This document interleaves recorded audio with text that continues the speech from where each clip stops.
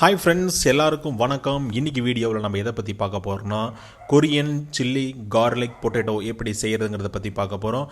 அதுக்கு முதல்ல நம்ம உருளைக்கிழங்க தண்ணியை ஊற்றி நல்லா வேக வச்சு தோலெல்லாம் நீக்கி எடுத்து ஒரு பாத்திரத்தில் வச்சுருக்கிறோம். இப்போ தோலெல்லாம் நீக்கி வச்சுருக்கிற உருளைக்கிழங்க கரண்டி வச்சு நல்லா மசிச்சு எடுத்துக்கணும். ஏன்னா இது கூட நாம் கார்ன்ஃப்ளவர் மாவு போட்டு நல்லா பிசைஞ்சு எடுக்க போகிறோம். அதுக்கு உருளைக்கிழங்கு நல்லா மசிக்கணும். இந்த மசிச்சுக்கிற உருளைக்கிழங்கு பார்த்திங்கன்னா உள்ளுக்குள்ளே சின்ன சின்ன கட்டியெல்லாம் எதுவும் இல்லாமல் நல்லா சூப்பராக மசிச்சு எடுத்துக்கணும். அப்போ தான் அது கூட கார்ன்ஃப்ளவர் மாவை போட்டு நல்லா பிசைகிறதுக்கும் ரொம்ப ஈஸியாக சூப்பராக இருக்கும். அதுக்கு தேவையான அளவு 1 கப் அளவுக்கு கார்ன்ஃப்ளவர் மாவை எடுத்துக்கணும். இந்த கார்ன்ஃப்ளவர் மாவு பார்த்துட்டிங்கன்னா கொஞ்சம் கொஞ்சமாக போட்டு நம்ம பிசைஞ்சு எடுத்துக்கணும். அப்படி பிசையும் போது பார்த்திங்கன்னா இந்த உருளைக்கிழங்கு நம்ம கையில் நல்லா ஒட்டும். அப்போ ஒட்டுற டைமில் கொஞ்சம் கொஞ்சமாக போட்டு நல்லா மசிச்சு மாவை சாஃப்டாக இருக்கிற அளவுக்கு மசிச்சு எடுத்துக்கணும்.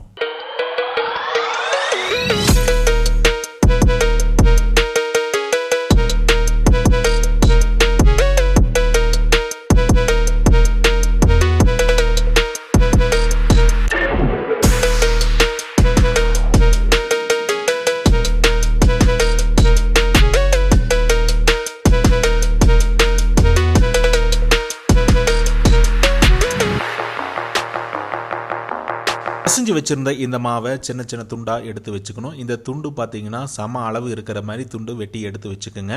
அப்போ தான் நமக்கு பார்க்குறதுக்கும் அழகாகவும் இருக்கும், சூப்பராகவும் நமக்கு வரும்.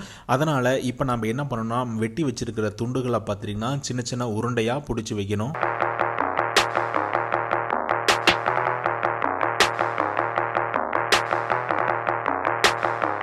வெட்டி வச்சிருந்த மாவு துண்டுகளை இது மாதிரி சின்ன சின்ன உருண்டையாக அழகாக உள்ளங்கையில் வச்சு சாஃப்டாக அமுத்தி உருண்டை பண்ணி வச்சுக்கணும்.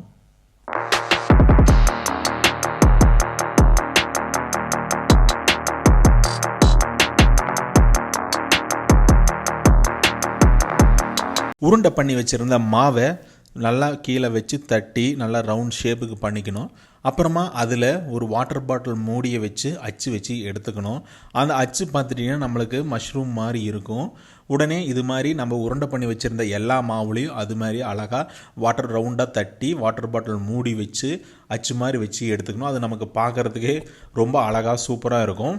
இதை நம்ம சுடு தண்ணியில் போட்டு பொரித்து எடுக்கணும். ஸோ அதுக்கு முன்னாடி அதில் நம்ம உருண்டை பண்ணி வச்சுருந்த எல்லா மாவையும் இது மாதிரி அச்சு வச்சு எடுத்து வச்சுக்கலாம்.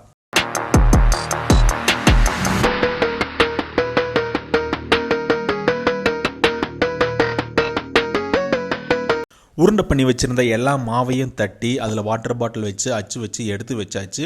இப்போது இந்த அச்சு வச்ச மாவை தண்ணி பார்த்திங்கன்னா அதாவது ஒரு கடாயில் நாம் சுடுதண்ணி வச்சு காய வச்சுருக்கிறோம். இந்த சுடுதண்ணியில் போட்டு வேக வச்சு எடுக்கணும். இந்த வேக வைக்கிற அளவு பார்த்துட்டிங்கன்னா ஒரு 5 மினிட்ஸ் நல்லா வேக வச்சு எடுத்துக்கங்க. இப்போ ஃபஸ்ட்டு நாம் இந்த மாவை சுடுதண்ணியில் போகும்போது எல்லாம் அடிய போயிடும்.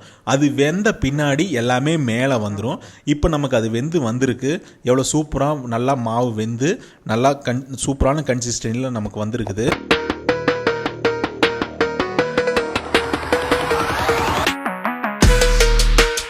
இப்போது இந்த மாவு பார்த்திங்கன்னா வெந்துருச்சு.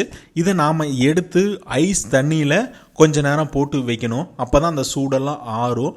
அது மட்டும் இல்லாமல் இந்த மாவும் பார்த்திங்கன்னா உடஞ்செல்லாம் வராது. ஐஸ் கட்டியில் போட்டு வச்சா அப்படியே சூப்பராக நல்லா இருக்கும். இப்போது வெந்த எல்லா மாவையும் எடுத்து ஐஸ் தண்ணியில் போட்டு வச்சுக்கலாம். இதுக்கு அப்புறமா தான் நாம் கார்லிக் அதாவது சில்லி கார்லிக் செய்கிறதுக்கான பேஸ்ட் ரெடி பண்ண போகிறோம். எல்லாத்தையும் எடுத்து ஐஸ் தண்ணியில் போட்டு வச்சாச்சு. இது ஒரு ஓரமாக வச்சுட்டு இப்போ ஒரு பவுலில் பார்த்துட்டிங்கன்னா அதாவது சின்ன சின்னதாக அரிஞ்சு வச்சுக்கிற பூண்டு அதாவது 1 டீஸ்பூன் அளவுக்கு ஒரு பவுலில் போட்டுக்கலாம். இதுக்கு அடுத்தது பார்த்துட்டிங்கன்னா கேப்சிகம் அதாவது குடை மிளகாய் பார்த்திங்கன்னா சின்ன சின்னதாக பொடி பொடியாக நறுக்கி வச்சுருக்கோம். இது ஒரு 2 டேபிள் ஸ்பூன் அளவுக்கு சேர்த்துக்கலாம். அது கூட வெள்ளை எள்ளை 1 டீஸ்பூன் அளவுக்கு இதில் சேர்த்துக்கலாம். அதுக்கு அப்புறம் ரெட் சில்லி பவுடர், இது பார்த்துட்டிங்கன்னா நம்ம காரத்துக்கு தகுந்த மாதிரி ஒரு 1/2 டேபிள் ஸ்பூன் போட்டிருக்கிறோம். இதுக்கு அடுத்தது சோயா சாஸ் ஒரு 2 டேபிள் ஸ்பூன் அளவுக்கு விட்டு நல்லா மிக்ஸ் பண்ணிக்கணும். அதுக்கு அடுத்தது பார்த்திங்கன்னா காய வச்சுருக்கிற எண்ணெயை வச்சு நல்லா கொதிக்க வச்சுருக்கணும். அந்த எண்ணெயை இதில் ஊற்றிட்டோம். இப்போது இதை நல்லா போட்டு மிக்ஸ் பண்ண போகிறோம். இது நல்லா மிக்ஸ் பண்ணும்போது பார்த்துட்டிங்கன்னா எல்லாம் நல்லா மிக்ஸ் ஆகி நமக்கு ஒரு நல்ல கன்சிஸ்டன்சியில் கிடைக்கும்.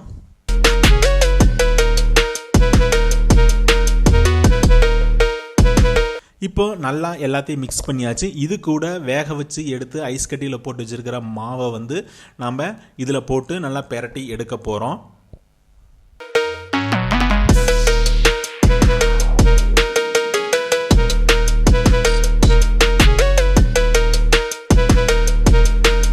ஐஸ் கட்டியில் போட்டு வச்சுருந்த வேக வச்ச உருளைக்கிழங்கை எடுத்து இதில் இந்த பேஸ்ட்டில் போட்டு நல்லா மிக்ஸ் பண்ணி எடுத்துக்கலாம். இது மிக்ஸ் பண்ணும்போது பார்த்திங்கன்னா வெள்ளை எள்ளு, அந்த குடமிளகாய், red chilli powder, soya sauce எல்லாம் மிக்ஸ் ஆகி சூப்பராக வரும்.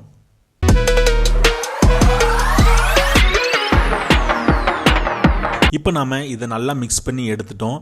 இது பார்க்குறதுக்கே பார்த்திங்கன்னா செம்மையாக சூப்பராக செம்மையான டிஷ்ஷாக ரெடி ஆகிருக்கு.